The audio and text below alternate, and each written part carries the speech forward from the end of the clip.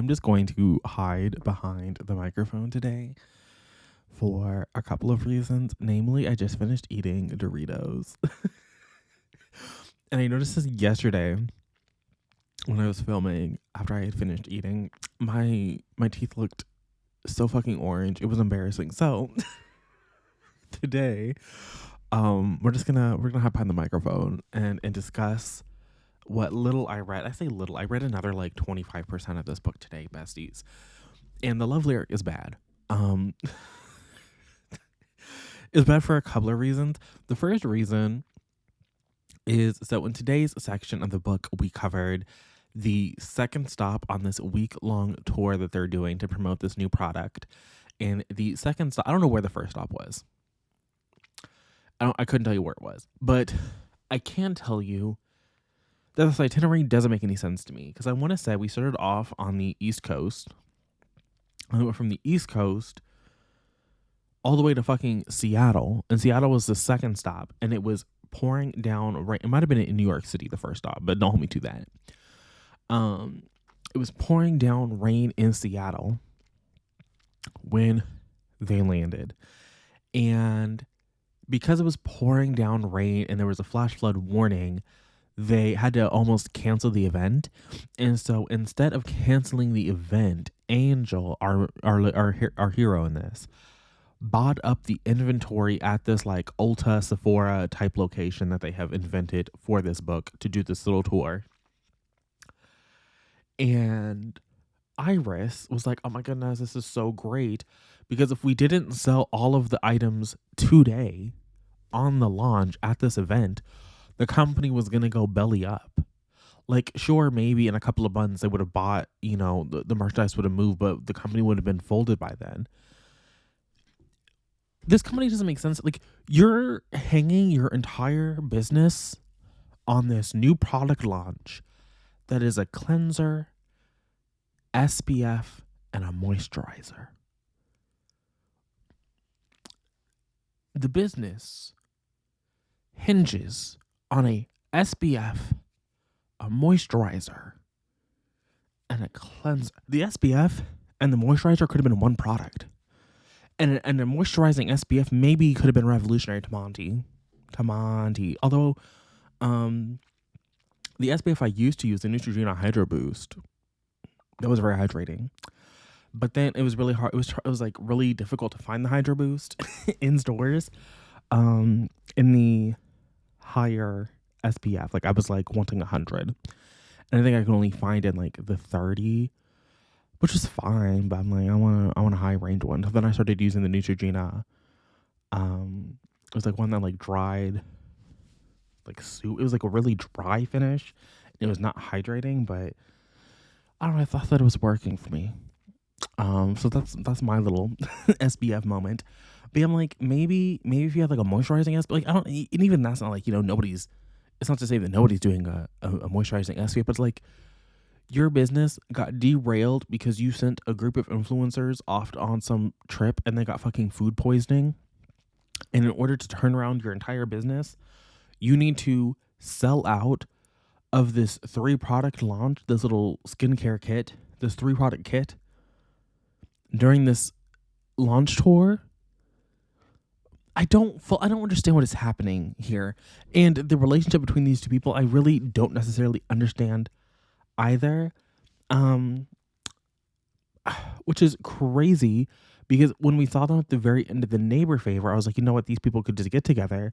But I think that this happens a lot when you do this kind of a thing. Now, I am a proponent, and I will say that reading the Malcolm Conley of it all really, it did something to my spirit. And even in the Anna Wong of it all, even though, not Anna, the Anna Wong of it all, just because I think that there was something to be said, even though the execution wasn't there, the thought was. I do like seeing, a relationship play out over the course of some interconnected standalones. And I like seeing, well, although the Michael Conley is not interconnected, like that's just a regular series. Although I do think that in some respects they do read more like interconnected standalones, and that any information that you don't already have in the book that you are currently reading will be relayed to you.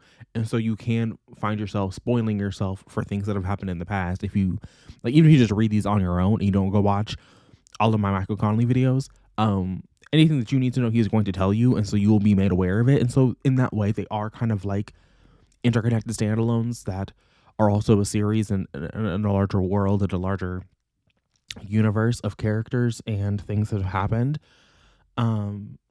But still, I do like that.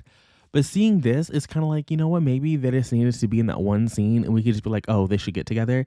And then we never see them get together on the page, but we just know that they get together because the story that Christina Forrest is writing is so bland. So that was the first thing.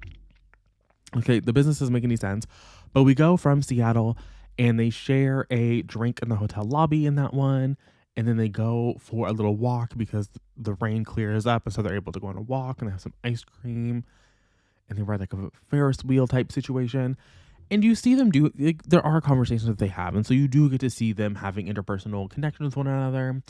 And, you know, having conversation. And it's cutesy and wootsy. And you're like, oh, this is fun. But then we go from Seattle back to Washington, D.C., and it's in Washington, D.C. They go on a little date to a roller rink because it's his birthday soon. And when he was a child, all the birthday celebrations were at the roller rink, but he could never go to the roller rink because I want to say that at the beginning of this book, they had a warning about Iris's dealing with her first husband being dead. And so grief was a trigger warning for the beginning. But our man, Mr. Angel, has some serious religious hangups. I don't know what his parents were on, what they were doing, what kind of Christian denomination they belong to. But it is very abundantly clear that there is some religious trauma happening in this man's life. And so this is like, that's his entire B storyline, is this religious trauma. The religious trauma and his record label don't want to put out the music that he wants to record, and so he's feeling hampered as an artist. But they go on a little roller rink date and she gets drunk again and he gets a little bit tipsy. Also, I guess after in the first city they went out, I think was it Los Angeles? I think it was LA up to Seattle, then across the country to DC, and now they're going down to Atlanta. I don't understand it. I don't understand the itinerary.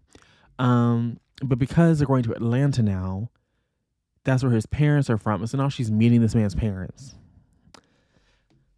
Sure. Okay. And she's like rationalizing something. And she's like, oh, I'm trying to be I'm trying to be the good liaison to the brand representative. And then also was like, but I do want to write his face.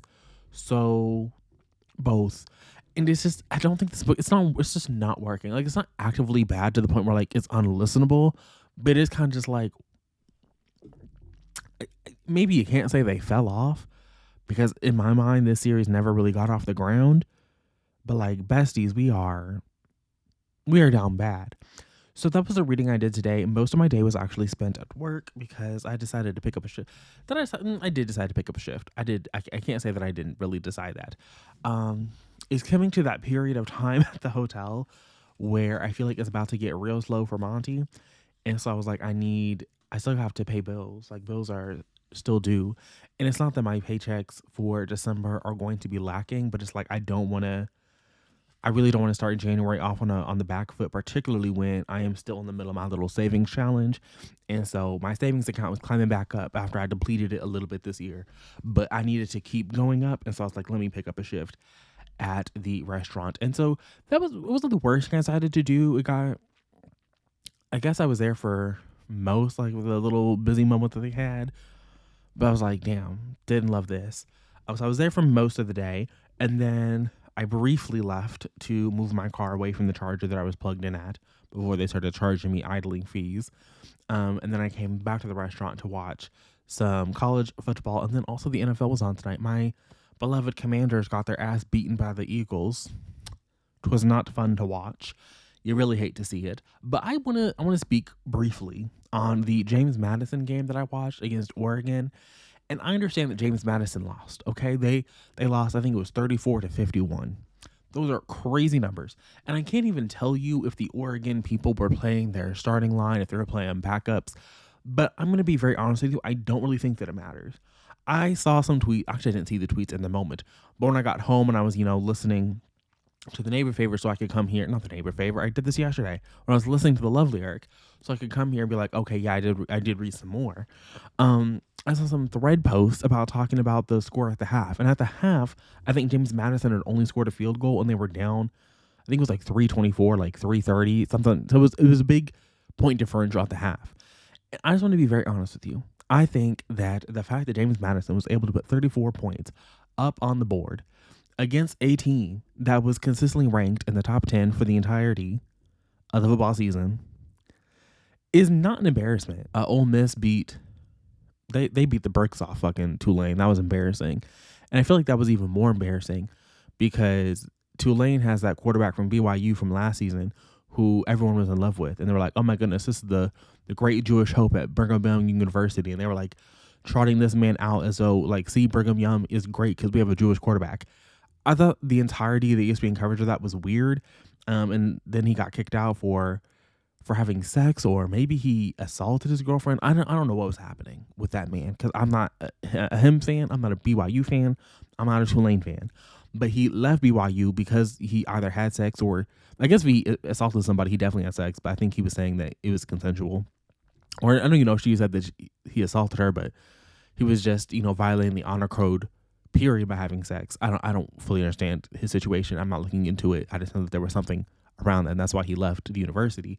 But the fact that he was able to put Tulane on his back and carry them into the playoffs, I think that's it's a fun little story, I guess. But I don't know, y'all. They lost. I think Ole Miss was probably ranked higher than fucking Tulane, I would hope. Who did Miami beat this morning? They beat A&M. Miami was ranked lower than A&M was. And last night we discussed Alabama beat the brakes off fucking Oklahoma. They came back from a deficit. They came back from the deficit. I think it was like a 17-point deficit to beat Oklahoma. So do I think that yeah, like I don't think that James Madison ever had a chance, but I don't think that they should be lumped in next. I mean, I understand they're gonna be lumped in next to Tulane anyway, but it's like I think they more than earned their spot. Even if they were playing backups in third string and fourth, whatever string, they were still on the team, still on the program. They still running the same plays, most of the same plays, I would assume. And yeah, I think that some of those players, James Madison, they got some really good tape tonight. And people who did not spend their season watching James Madison watch them tonight. And I don't care what the score was at the half, that they really rallied in that second half again to put 31 points up on the board against fucking Oregon. And it's not that Oregon is the greatest. I think clearly if you are Oregon and the entirety of college football is saying that James Madison and Tulane should not be out, I think you should probably beat the brakes off them. And it's not to say that you didn't beat the brakes off them. You beat them by what, like 17 points? But clearly you let them put 31 points up on the board. So that was crazy. And then over in the NFL, again, my sad Commanders, they did lose. But the Bears, they came from behind too. I think it was down 6-16, and they came back. They got the game into overtime. The Bears getting the game into overtime, I thought was a success of the night. And then they beat the Packers in overtime. Oh, my coworker is a Packers fan, and it does bring me great joy to know that I'm not the only person suffering tonight. And it's not even that he's really suffering. Like, the Packers are still probably get to the playoffs. I don't think they're not knocked out because they lost to the Bears. But like, no one saw that coming. No one saw that coming tonight. No one was watching that game. Oh yeah, the Bears are gonna rally, but the Bears rallied. So shout out to Caleb Williams. I understand that he got laughed at a lot last year. He was kind of the butt of a lot of jokes. But you know what? Good for him. Good for him and his little painted nails. I don't know if he's gonna win, the Super Bowl, but he at least beat the Packers, which is not something the Bears do very often, and it's not something that Caleb Williams does very often. So congratulations to them. Congratulations to the Chicago fans of the universe. Y'all really got y'all big ones tonight, and I can't take that away from you. I can't do it. But that's all I have for today. I'll see you guys again tomorrow, where hopefully I'll finish this. I'm off work a little bit early tomorrow. I got nothing to do but finish this book. So That's kind of the goal for tomorrow. But for now, I'm going to go ahead and wrap this one up here. I'll see you guys again at the end of tomorrow. So stay safe, stay hydrated, and until next time, bye.